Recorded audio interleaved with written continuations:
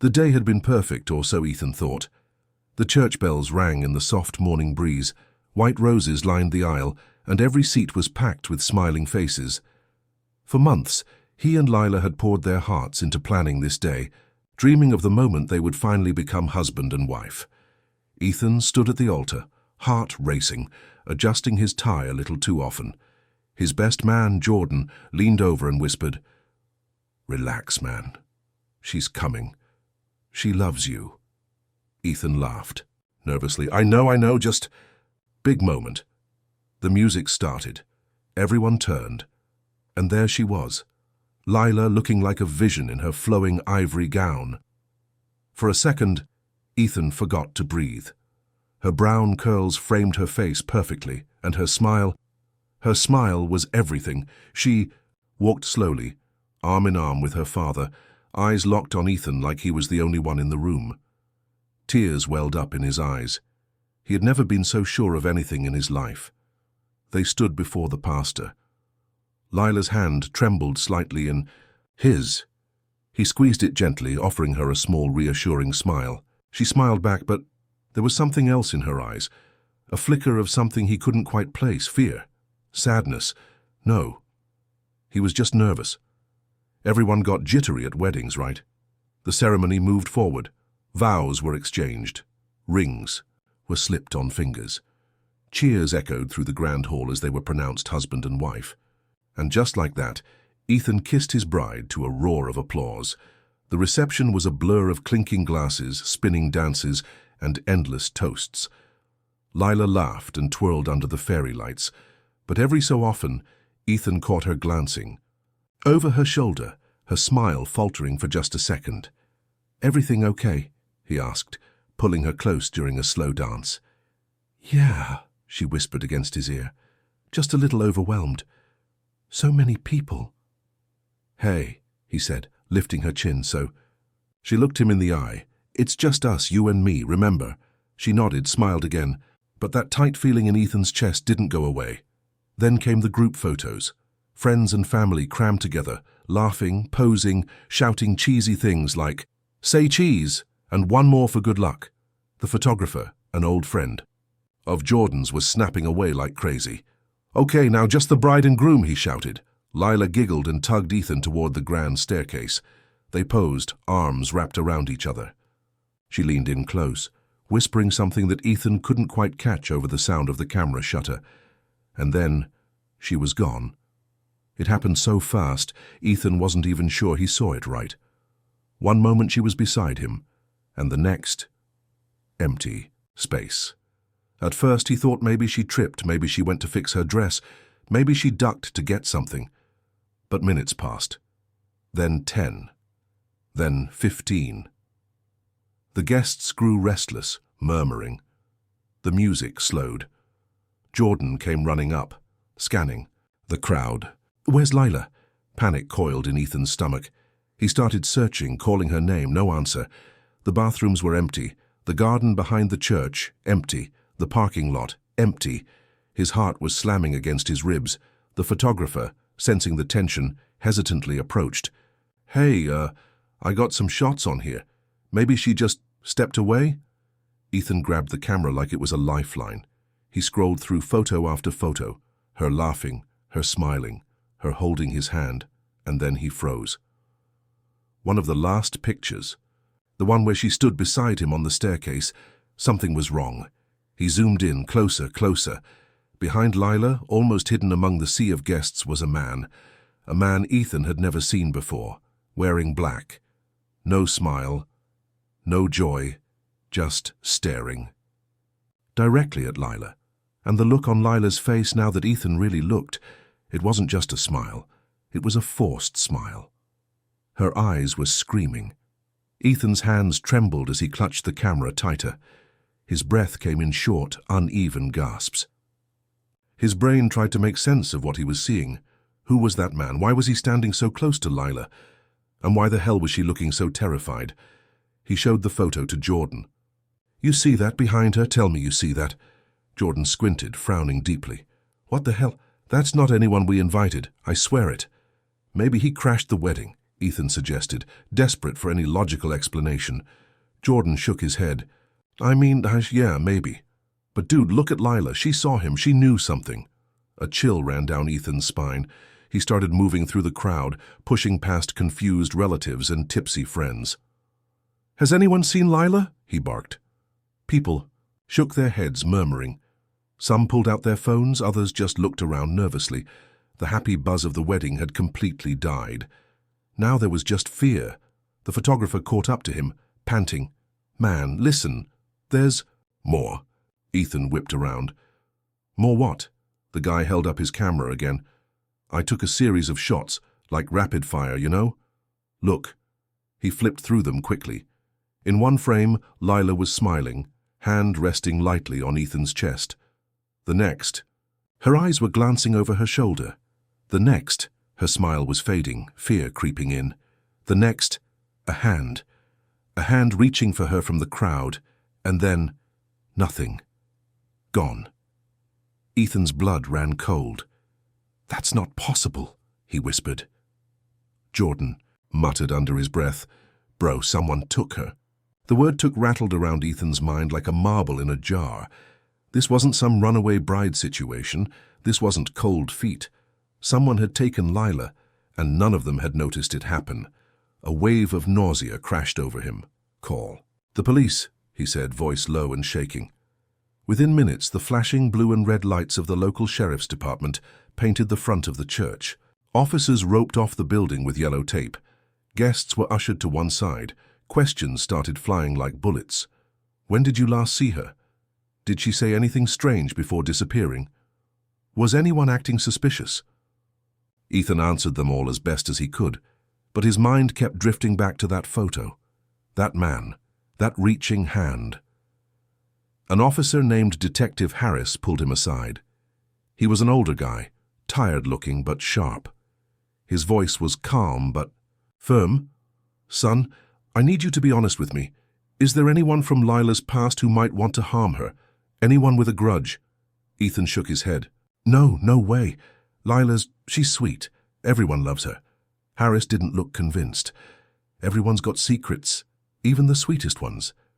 The detective asked for Lila's phone records, her social media, any emails she might have gotten recently. Ethan handed over everything he could think of. But deep down, a horrifying thought gnawed at him. Maybe he didn't know Lila as well as he thought. As the police combed through the church grounds, Jordan stayed by Ethan's side. You know what's weird? Jordan said quietly. At the rehearsal, dinner last night, I thought I saw a black SUV parked across the street. No plates, just sitting there watching. Ethan stared at him. Why didn't you say anything? Jordan shrugged helplessly. I thought it was just a paranoid thought. Weddings make people edgy, man. The knot in Ethan's gut twisted tighter. What if this wasn't random? Ethan said. What if someone's been planning this for a long time? Jordan's face paled. Bro, if that's true, we're screwed. Suddenly Ethan's phone buzzed. An unknown number, hands shaking, he answered. Hello? At first there was only static. Then a voice, low, distorted. If you want to see your wife again, the voice rasped, stop talking to the police. The line went dead. Ethan stared at the phone, his heart hammering so hard he thought it might crack his ribs. Jordan grabbed his arm. What? What did they say? Ethan's voice was a whisper. They have her. Ethan stumbled backward, nearly dropping his phone. His legs felt like rubber, his mind spinning in 1,000 directions at once. Jordan caught him by the shoulders, steadying him. They have her, Ethan repeated, voice hollow. Jordan's eyes widened. What the hell, man? Did they say what they want? Ethan shook his head. Just told me to stop talking to the police. Jordan glanced nervously over at Detective Harris, who was still barking orders at his team. What do we do? For a second, Ethan wanted to run straight to the cops, scream the truth, let them take over. But the voice on the phone had been cold, serious. He didn't know what they would do to Lila if he disobeyed. His fists clenched. We do what they say. We find her ourselves. Jordan's mouth dropped open. Dude, are you insane? I'm not risking her life, Ethan snapped. If they wanted money, they would have said it. This is different. This is personal. Jordan hesitated, then nodded slowly. All right, I'm with you. Whatever you need. Ethan exhaled shakily. First, we need to find out who the hell that guy was in the photo. They pulled away from the crowd and huddled around Jordan's laptop in the empty church office. Jordan downloaded the wedding photos off the photographer's memory card and blew up the image of the mystery man. His face was partly shadowed, but they could make out some details: sharp jawline, buzz-cut hair, a jagged scar running across his neck like a twisted second smile. His black suit looked cheap, wrinkled, like he didn't belong among the polished, happy wedding guests. Ethan pointed at the scar. That's got to be a giveaway. Someone has to know who he is. Jordan nodded. I can try running a reverse image search online, maybe check local criminal records. Do it. While Jordan hacked away at the keyboard, Ethan paced like a caged animal. Every second that ticked by felt like another second. Lila slipped further. Away. After what felt like forever, Jordan cursed under his breath. Got something? Ethan rushed over. On the screen was a grainy mugshot. Same man, same scar. Name's Marcus Deeks, Jordan read. Local lowlife. Arrested 3 years ago for assault. Suspected in some small-time kidnappings but never charged. Why the hell would he be at my wedding? Ethan demanded. Jordan shrugged. Maybe someone hired him. Ethan's mind raced. Hired. By who? Who would want to hurt them? He thought back, digging through memories. Lila didn't have enemies. She didn't have crazy ex-boyfriends or feuds with anyone, at least not that she ever told him about. But then a memory hit him like a punch to the gut. 2 months ago, late one night, Lila had gotten a call. She had stepped outside to take it, thinking Ethan was asleep. But he had woken up, hearing her voice through the open window. No, I told you it's over, she had hissed into the phone. You're not part of my life anymore. When she came back inside, he had asked her about it. She laughed it off. Wrong number, she said. Nothing important. Ethan clenched his jaw. She had lied to him. She had secrets. The laptop dinged. Another search result. Jordan whistled low. Dude, it gets worse. Ethan leaned in. Marcus Deeks wasn't just a random thug. He had ties to a known criminal gang. They specialized in blackmail, debt collection, and revenge jobs. Ethan's mouth went dry. She owed them something, he whispered. Or someone thinks she does. Jordan nodded grimly. And now they're cashing in. Before Ethan could process it, his phone buzzed again. Same unknown number. He answered immediately. Where is she? The distorted voice laughed, low and cruel. You're not very bright, groom. You're not supposed to be digging. I'll do whatever you want, just let her go. Another laugh. Too late for begging. You want to see her again? Bring $250,000. Midnight, Pier 14. Ethan's stomach twisted. I don't have that kind of money. You better find it, the voice said coldly, or you'll be fishing her out of the river. The line went dead. Ethan dropped the phone and collapsed into a chair, head in his hands. Jordan stood frozen, horror written all over his face. Bro, what the hell are we going to do? For the first time in his life, Ethan felt completely powerless. The love of his life was out there, terrified, maybe hurt, and now he had a ticking clock over his head. Midnight. Pier 14. And $250,000 he didn't have. Ethan stared at the blank phone screen, his mind blank, his heart hammering like a war drum. $250,000, he muttered. Where the hell am I supposed to get that? Jordan paced the room like a caged lion, running his hands through his hair. Dude, you don't have that kind of cash. Hell, even if you sold everything you own, it wouldn't be enough. I know, Ethan growled. He stood up too fast and nearly toppled over. His legs barely held him. Jordan caught him again. Okay, think, Jordan said, trying to stay calm. We have, 6 hours till midnight? There's got to be something we can do. Ethan's thoughts raced. His mind went to his parents, but they were struggling already. Lila's parents.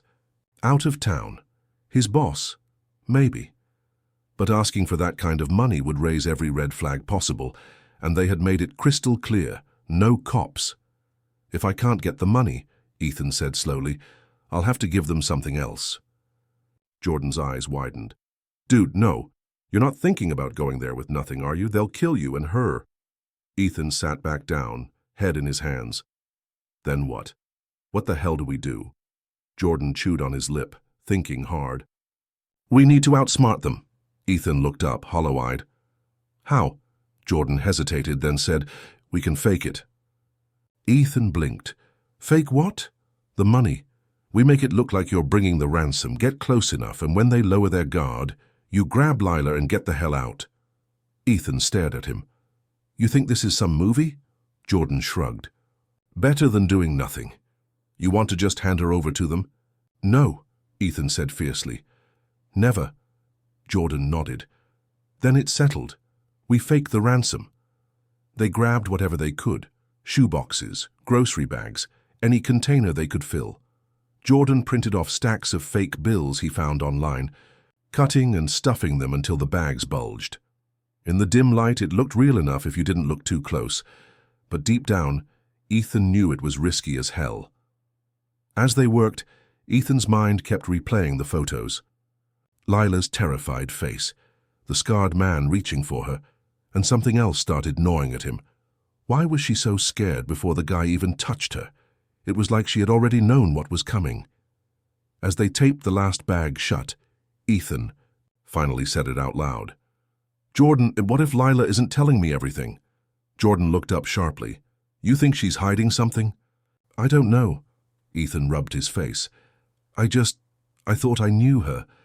But the call she lied about, the weird behavior, the fear, it's like she's been running from something long before today.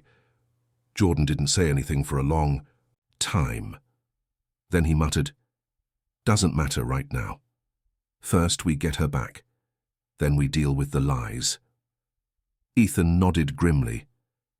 Yeah, one step at a time. The clock ticked closer to midnight. They threw the bags into the trunk of Ethan's car and drove toward Pier 14, a run-down abandoned shipping dock on the edge of town. The streets grew darker, emptier, the air thicker with every mile. As they neared the pier, Jordan pulled out something wrapped in a towel. Ethan frowned. What's that?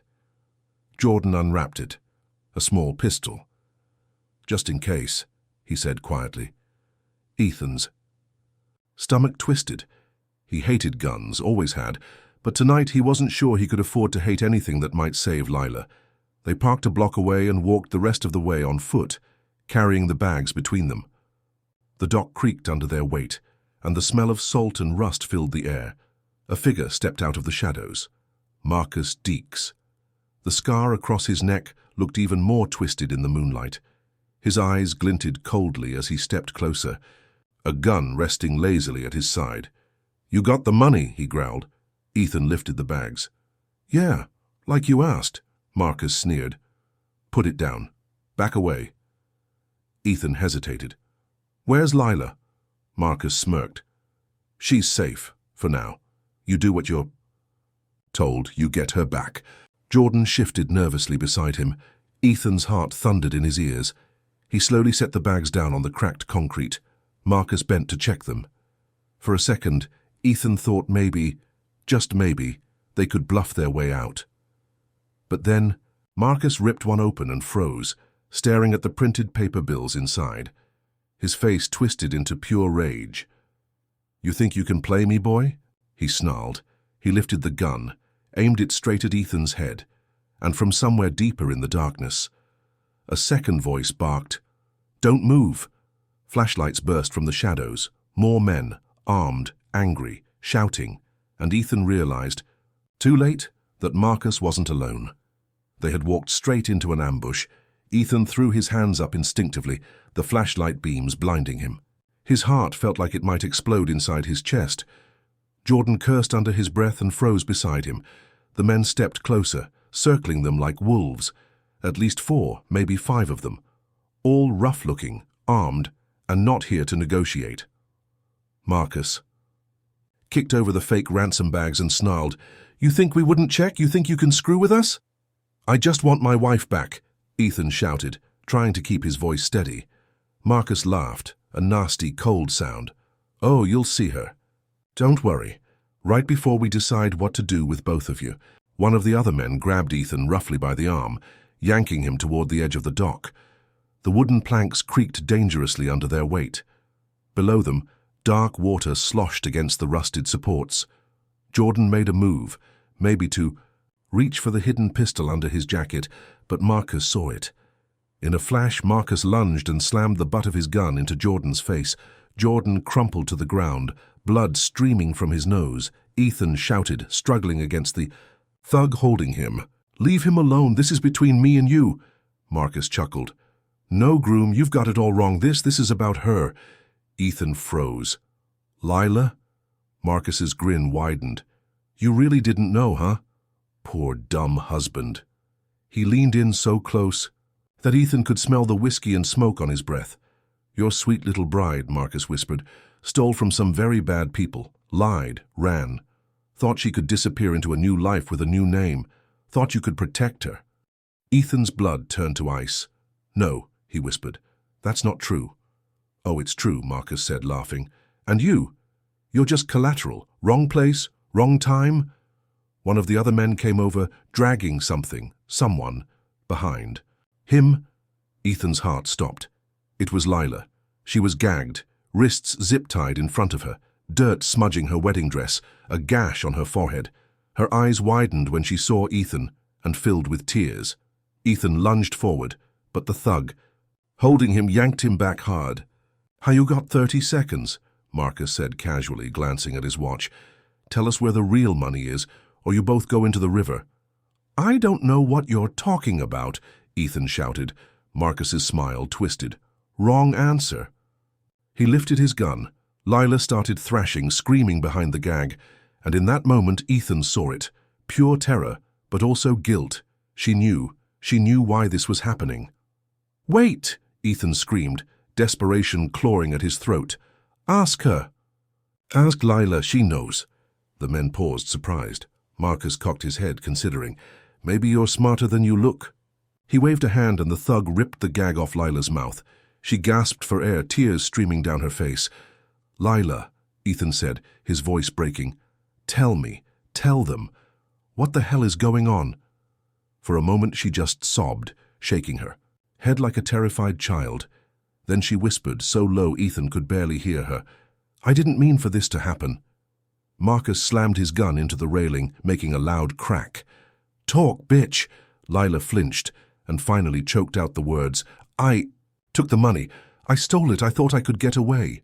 The dock fell silent, except for the whisper of the river below. Ethan staggered back, feeling like the air had been punched out of him. "From who, Lila?" he rasped. "Who did you steal from?" Lila's voice was broken, shattered. "From them," she sobbed, nodding at Marcus and his gang. "I was desperate. I owed money. Bad people. I needed out. I needed to start over. I thought if I disappeared, changed my name, moved to a new town, they would never find me." Ethan shook his head in disbelief. "And me? You just dragged me into this without telling me?" Tears spilled down Lila's cheeks. "I was going to tell you after the wedding. I swear, I thought they forgot. I didn't think they'd find me." Marcus laughed cruelly. "Nobody forgets when you steal 200 grand from them, sweetheart." 200 grand. The exact amount they had demanded. Ethan realized, with sickening clarity, that this whole thing, the kidnapping, the ransom, it had never been about punishing him. It had always been about her, the perfect wedding, the perfect life. It had all been built on a lie. Marcus stepped forward, leveling his gun again. "Touching reunion," he sneered, "but it's over. Say goodbye." Ethan's brain raced. He had seconds, maybe less, to act. Jordan stirred slightly on the ground, bloodied but conscious. His hand slid toward the hidden pistol, slow and careful. Marcus didn't notice. He was too busy savoring the moment. Ethan locked eyes with Lila. She gave the smallest nod, as if begging him to do something, anything. And then Jordan moved. Jordan's hand shot up from the ground, gripping the pistol tightly. He didn't hesitate. He squeezed the trigger. Bang! The shot cracked through the night like a whip. Marcus stumbled backward with a grunt, clutching his shoulder. His gun clattered to the dock, Chaos exploded around them. Ethan lunged forward, grabbing Lila and dragging her behind a stack of rusted crates. Bullets sprayed the air as the gang members fired blindly into the darkness. Jordan rolled to the side, firing again, forcing two of the thugs to duck behind a rusted cargo container. Ethan's mind raced. They had seconds, maybe less, before they were either dead or caught again. He pulled at the zip ties binding Lila's wrists, but they were too tight. His hands fumbled, desperate. "Hold still," he hissed. Lila whimpered, trying not to scream as gunfire rattled around them. Jordan popped up from behind a barrel and fired another shot, grazing one of the men's legs. The guy howled and dropped to the ground. Marcus was staggering back to his feet now, blood staining the front of his cheap suit. His good hand scrabbled for another gun tucked into his waistband. "We have to run," Ethan shouted. "But Jordan," Lila cried. "He'll follow," Ethan said. "He knows what he's doing." Jordan caught Ethan's eye across the pier and gave a short, "Go." Ethan didn't wait. He yanked Lila to her feet and sprinted toward the far end of the dock. Wood splintered at their heels as bullets hit the ground, but somehow miraculously, none found their mark. They reached a row of abandoned shipping containers stacked 2 stories high. Ethan dragged Lila behind one, breathing hard, heart threatening to explode out of his chest. He looked around wildly. They needed a plan. Fast. "Is there another way out of here?" Lila gasped. Ethan shook his head. "Only back through them." Lila's face twisted in despair. And that's when Ethan remembered. The river. The dock jutted out over deep, cold water. If they could reach the end and jump— "We have to swim," Ethan said, chest heaving. Lila's eyes widened. "What? I can't— It's that or die here," he snapped. Another bullet whizzed past, ricocheting off the metal wall inches from their heads. Lila bit her lip, fear flashing across her face, but she nodded. Ethan grabbed her hand tight. "On 3. They bolted again, running flat out toward the edge of the dock. Behind them, Marcus and his men roared in fury, realizing they were escaping. "3!" Ethan shouted, and together they launched themselves off the dock. The cold hit him like 1,000 knives. The river swallowed them whole, pulling them down into darkness. Ethan kicked furiously, dragging Lila with him, trying to stay under the surface as long as he could. He could hear muffled shouting above, shots hitting the water around them, but the river carried them fast away from the pier. When he finally surfaced, gasping for air, they were far downstream. Lila sputtered beside him, clinging to his arm. "Keep swimming," Ethan coughed. "We have to get to shore." It felt like hours, but finally they clawed their way onto a muddy riverbank. Coughing and shivering, Ethan collapsed onto his back, staring up at the cloudy night sky, lungs burning. Lila lay beside him, sobbing softly. After a few moments, Ethan sat up, wiping the water from his face. His muscles screamed in protest. He looked at her, really looked at her, soaked, bruised, terrified, and all he felt was anger. "You lied to me," he said, his voice low and shaking. Lila flinched. "I was trying to protect you." "Protect me?" Ethan barked a bitter laugh. "You dragged me into your mess. You ruined everything." Tears filled her eyes. "I didn't know they'd find me. I didn't know—" "You didn't know?" Ethan stood up, fists clenched. "You didn't even give me the choice to decide if I wanted this life. You built our whole relationship on a goddamn lie, Lila." She tried to reach for him, but he stepped back. "I would have helped you," he said, voice cracking. "I would have fought for you. But you never trusted me enough to tell me the truth." She sobbed harder, crumpling into herself. Ethan turned away, fury and heartbreak battling inside him. In the distance, faint sirens began to wail, the police finally catching up. But it was too late. No matter what happened next, nothing between Ethan and Lila would ever be the same again. The flashing red and blue lights grew closer, washing the trees and riverbank in an eerie, stuttering glow. Ethan stood frozen, dripping wet, his body trembling from more than just the cold. Lila sat in the mud, hugging herself, shivering violently. Ethan watched the line of squad cars pull up along the nearest road, officers spilling out, weapons drawn. For a second he wondered if they would even recognize them. 2 drowned rats who looked like they'd crawled out of hell. A police officer spotted them and shouted, "Hands where we can see them." Ethan raised his hands slowly, Lila did the same, tears streaming down her face mixing with river water. The cops rushed over. Within minutes they were wrapped in blankets, questioned, and shoved into the back of an ambulance for a quick exam. Someone kept asking if they were hurt, if they needed anything, but Ethan barely heard.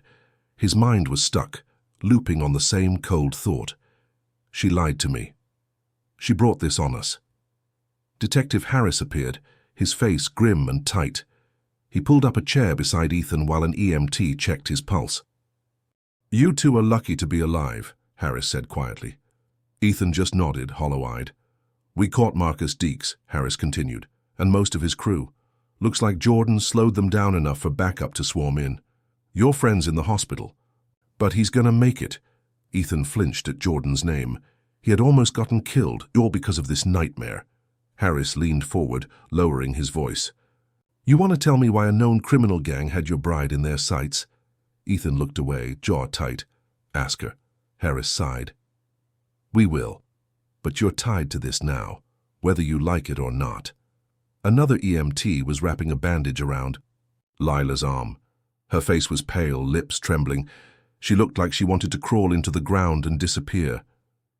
"Good," Ethan thought bitterly. The detective left them alone for a minute, talking with his officers. Lila edged closer on the bench. "Ethan," she whispered. He didn't look at her. "I'm sorry," she choked. "I never wanted this. I thought if I loved you enough, it would erase everything I did." He shook his head slowly, bitter laughter bubbling up inside him. "You thought love could erase stealing 200 grand from a gang," he snapped. "You thought marriage would fix your lies." "I was desperate," she cried. "I had no one. They were going to kill me if I didn't pay back double what I owed." "Had no choice." "There's always a choice, Lila," he said coldly. "You just made the one where you dragged me into it without ever trusting me enough to know the truth." She opened her mouth to argue, but no words came out. In that moment, Ethan saw it, saw her for who she really was, not the glowing bride who had walked down the aisle with trembling hands, not the perfect woman he had built a life around, just a scared, broken girl who made terrible choices and lied to survive. He wasn't sure which version of her hurt more. "I can explain everything," she whispered. "If you just let me—" Ethan stood up, wrapping the blanket tighter around his shoulders. "I don't want your explanations," he said flatly. "I want my life back." Her face crumpled. The cops started walking toward them again, ready to take their statements formally, ready to pull them into hours, maybe days of paperwork, questioning, investigations. Ethan knew the nightmare wasn't over. Maybe it never would be. The officer led them to separate cars. As Ethan climbed into the back seat of a cruiser, he looked over his shoulder at Lila. For the first time since the ceremony, their eyes met, and Ethan felt nothing but emptiness. No love. No rage, no forgiveness, just a cold, numb void. The wedding that should have been the start of forever had instead shattered both their lives in a single brutal night. And Ethan knew deep down, even if Lila survived the trials to come, even if they somehow fought through the gang's reach, even if every bullet wound and scar faded, he would never be able to love her the same way again. Some betrayals you just couldn't come back from. The days after the wedding felt like a long, cruel dream Ethan couldn't wake up from. He sat alone in his apartment, the suit he wore on his wedding day still crumpled in a heap on the floor. The house was too quiet, too clean, like it was mocking him. All the decorations they had picked, out together, the wedding favors, the photos on the fridge. It all felt fake now Lila was gone. Technically, she was still alive. She had been taken into protective custody, hidden somewhere safe while the police built a case against Marcus Deeks and his crew. She wasn't allowed to contact Ethan, not that she had tried. The cops said it was for safety. Ethan figured it was just easier for everyone that way. He couldn't imagine what he'd even say to her if she did call. "Hi, remember when you lied to me for 2 years and almost got us both murdered?" "Yeah, no thanks." His phone buzzed on the coffee table, and for a moment hope flickered in his chest. But it wasn't her. It was Jordan. Ethan answered. "Hey. Hey, man," Jordan said, his voice scratchy. "Just checking in. How you holding up?" Ethan let out a dry laugh. like someone dropped a bomb on my life and forgot to tell me. Jordan was silent for a second. Then he said, "You're lucky, you know, you got out alive." Ethan stared at the ceiling. "Doesn't feel like it." Jordan sighed. "You'll heal. It'll take time, but you'll heal." "I don't know if I want to," Ethan said quietly. He thought about Lila, about the way she had smiled at him at the altar, about how that same smile had masked the biggest lie of his life, about how stupid he had been, dreaming of a life together, never realizing he was just another piece in her desperate escape plan. He had loved her more than anything, and now he didn't even know if any of it had been real. After they hung up, Ethan sat in silence for a long time. Finally, he stood up and grabbed the photo from the fridge, their wedding photo, snapped just minutes before she disappeared. He stared at it. There was Lila in her white dress, looking radiant. And there he was, grinning like a fool beside her, but now he could see it, the fear in her eyes, the stiffness in her smile. How had he missed it? Had he been so desperate to believe in a perfect love that he ignored the cracks? With shaking hands, he ripped the photo in half. The sound echoed in the empty apartment. He tossed the pieces into the trash and turned away, heart heavy. Maybe he would forgive her someday. Maybe he wouldn't. But either way, he knew one thing, for sure. The man who had stood at that altar, starry-eyed and full of hope, was gone. In his place was someone harder, colder, smarter, someone who would never be so easy to fool again. Someone who had learned, in the worst, most brutal way, that love wasn't enough to save you from the lies you never saw coming. The river had carried them both away that night, but only Ethan had truly come back, and he wasn't the same man who had walked down that aisle, not anymore.